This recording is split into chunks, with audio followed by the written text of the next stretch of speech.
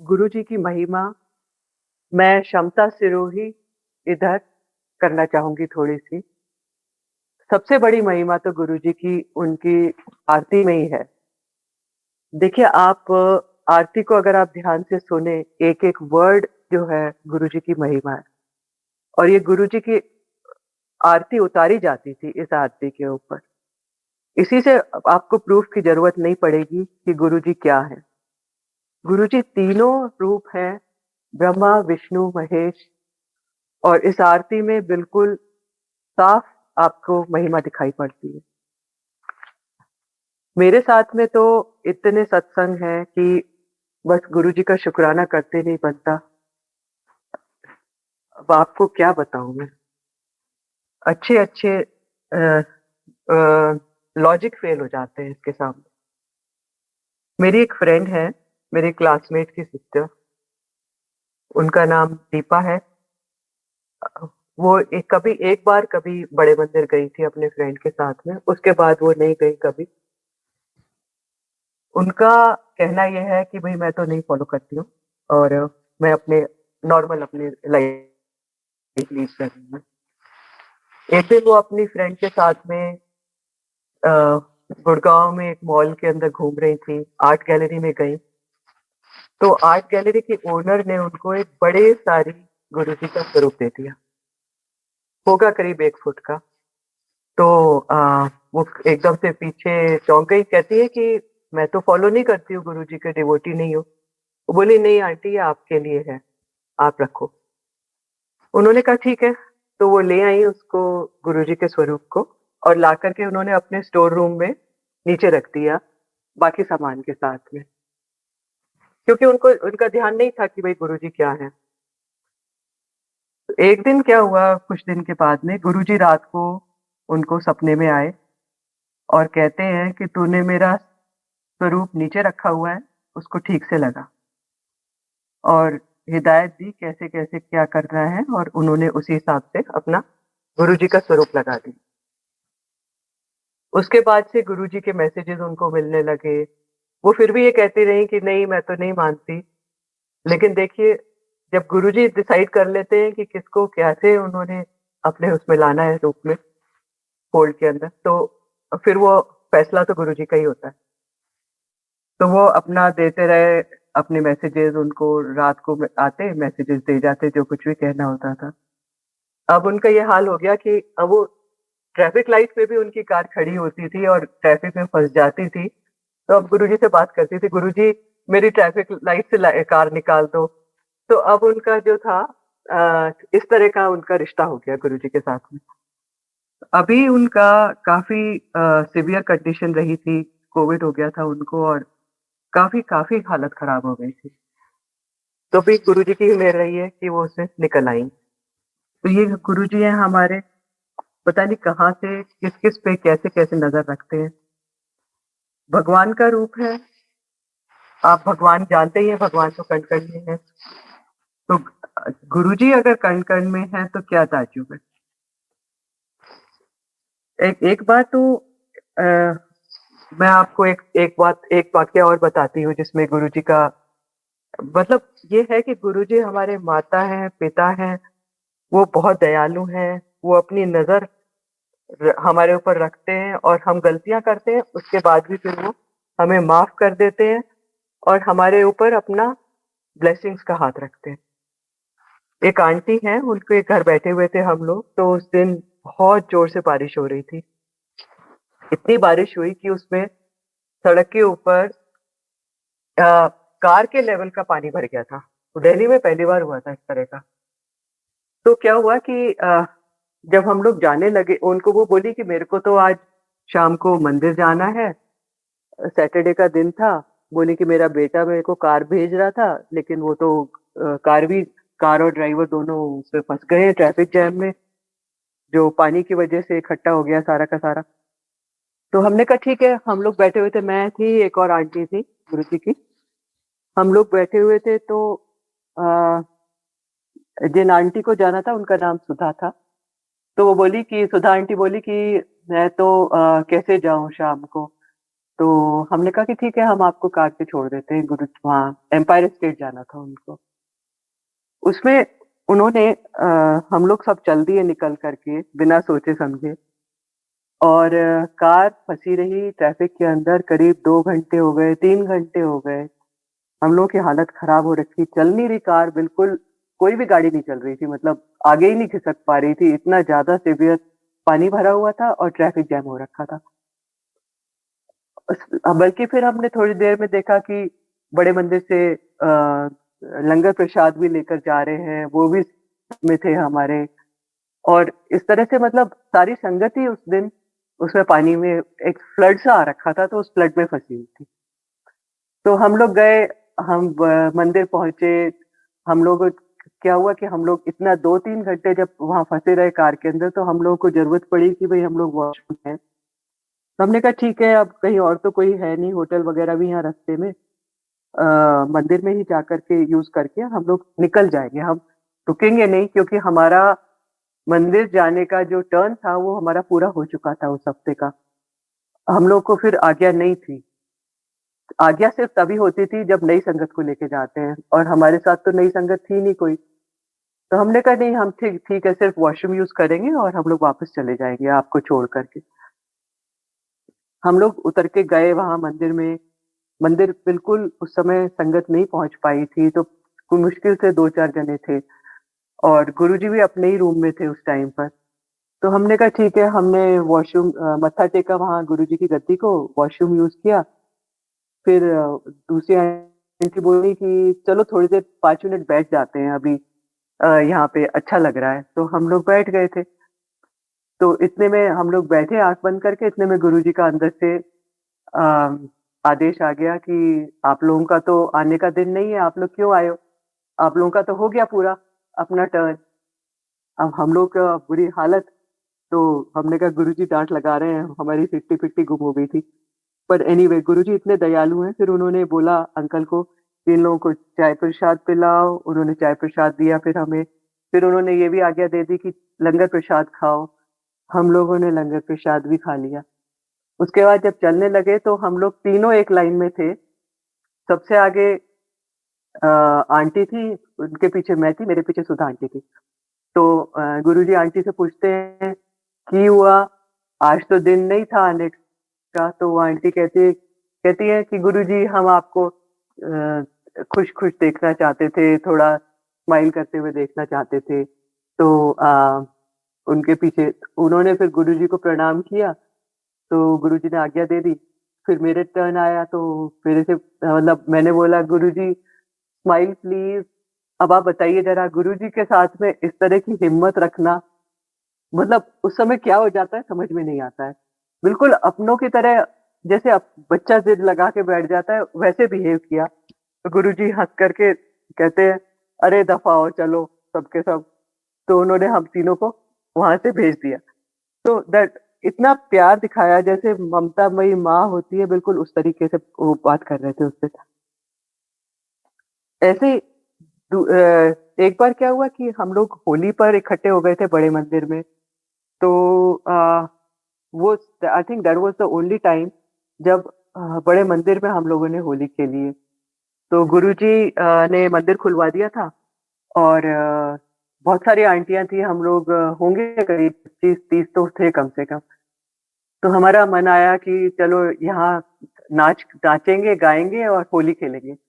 उस दिन गुलाल भी था सबके पास में, और गुरुजी को याद कर के, और बाहर हम लोगों ने मतलब गेट के अंदर, जो कि अलाउड नहीं है।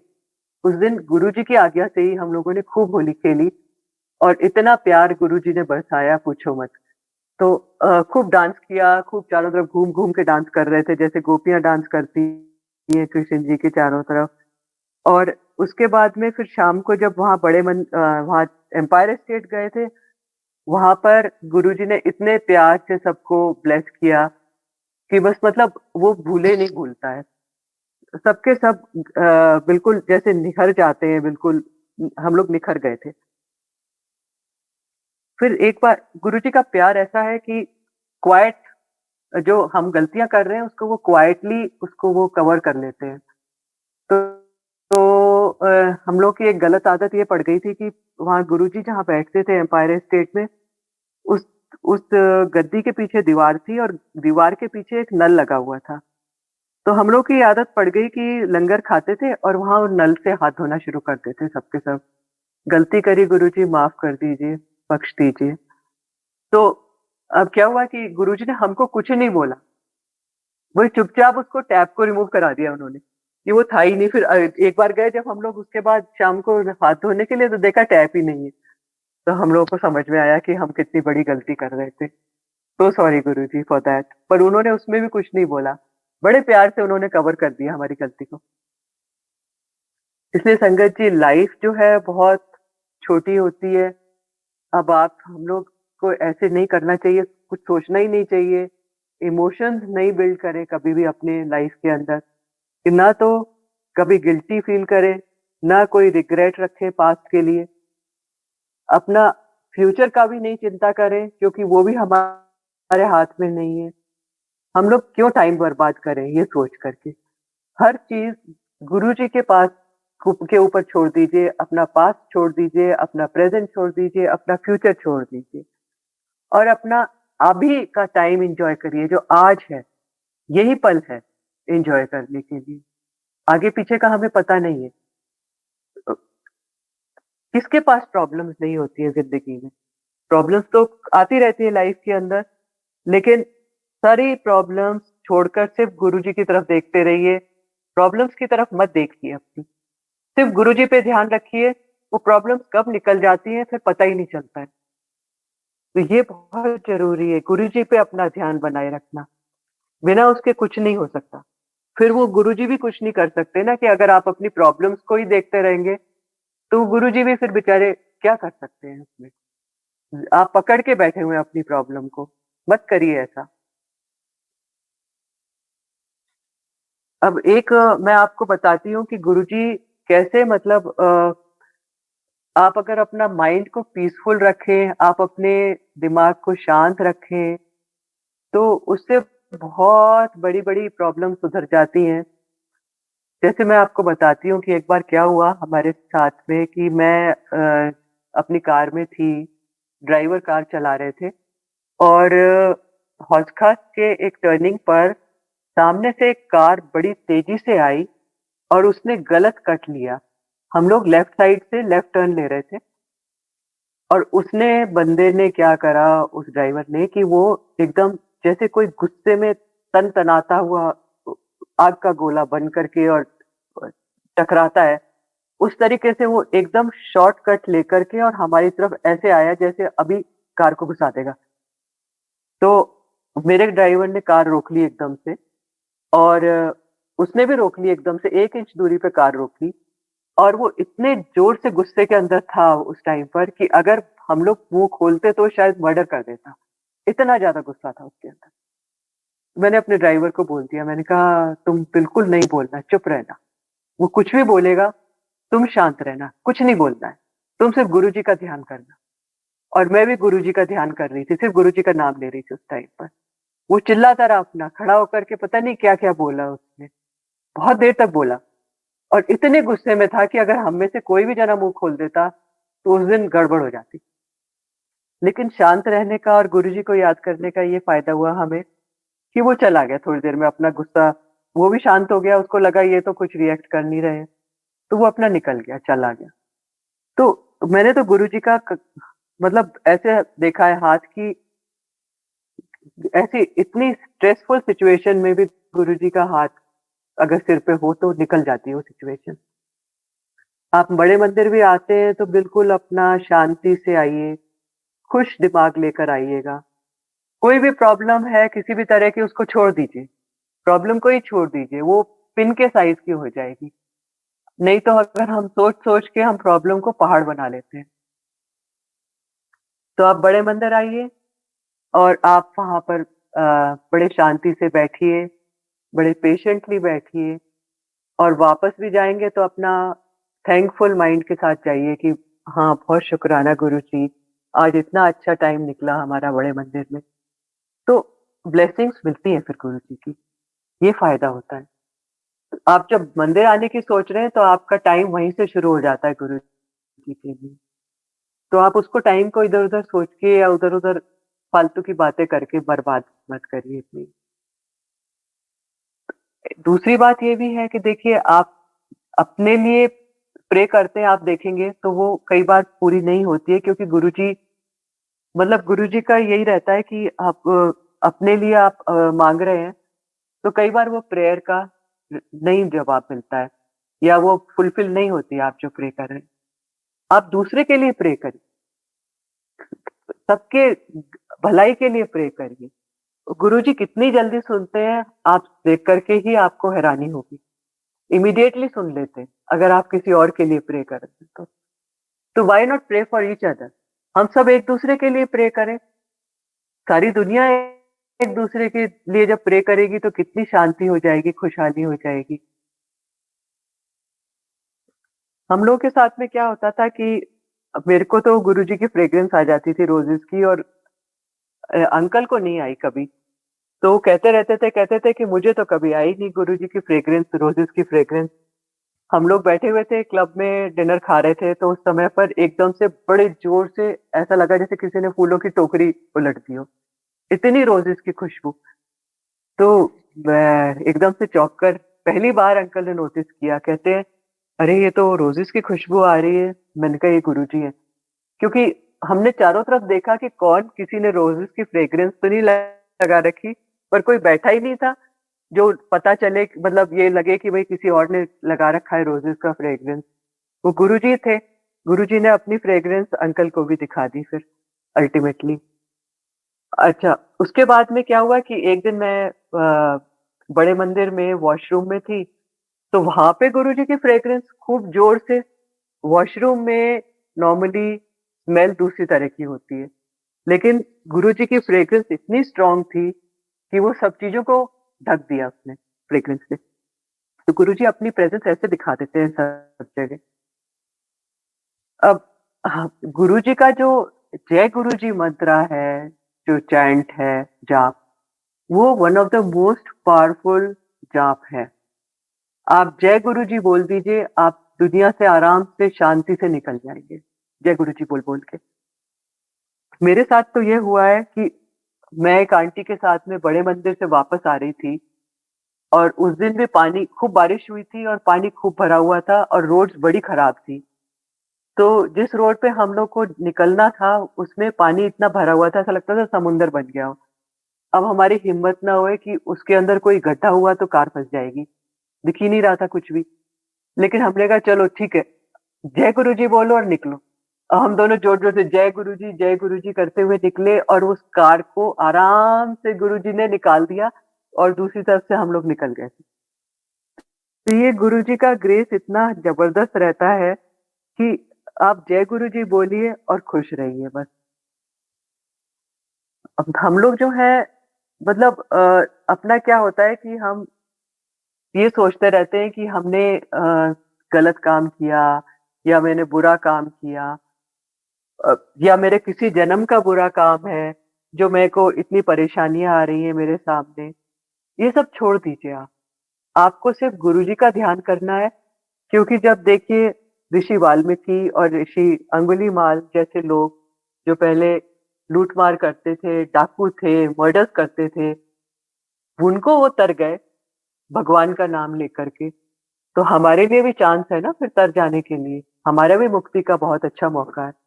गुरुजी आए हैं इस जन्म में, हम लोग मुक्ति अपनी आराम से करा सकते हैं, गुरुजी का नाम ले करके। आप ये बताइए मुझे कि आपके हिसाब से भगवान कौन है? आप कैसे पहचानेंगे उन्हें? कौन भगवान है? कहाँ पर है? भगवान कोई ह्यूमन बीइंग है या कुछ और किसी फॉर्म में है? कि देखिए मेरे हिसाब से गुरुजी भगवान हैं, क्योंकि अल्टीमेट पॉजिटिविटी है। God is the ultimate positivity. वो सिर्फ़ प्योरिटी ही प्योरिटी होते हैं गॉड जो है, और कुछ नहीं है, उस किसी भी फॉर्म में।